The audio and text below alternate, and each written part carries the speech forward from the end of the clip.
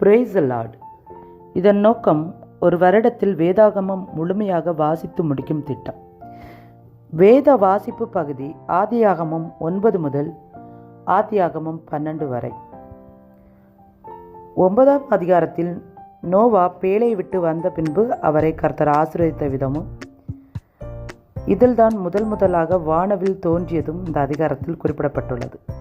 அதன்பின் இனி மழையின் நிமித்தமாய் நான் பூமியை அழிக்க மாட்டேன் என்றும் கர்த்தர் வாக்கு கொடுத்திருப்பார்.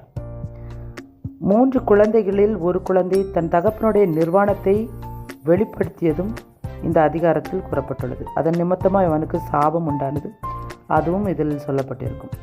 10வது அதிகாரத்தில் நோவாவின் குழந்தை 3 குழந்தை நிமித்தமாக இந்த பூமியை எப்படி வம்சத்தை பெருக்கினார் என்று சொல்லப்பட்டிருக்கிறது. வம்ச வரலாறை தெளிவாக குறிப்பிடப்பட்டது.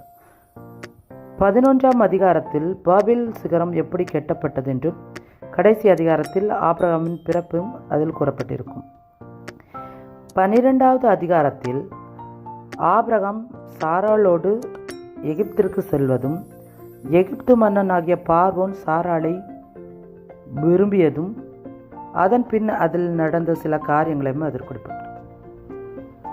இதை நீங்கள் முழுமையாக இந்த 4 அதிகாரங்களையும் படிப்பதே எங்கள் நோக்கம். இதில் படித்து தேவ சமாதானத்தையும் ஆசீர்வாதத்தையும் பெற்றுக்கொள்ளுங்கள். தேவன் தானே உங்களை ஆசீர்வதிப்பார். ஆமென்.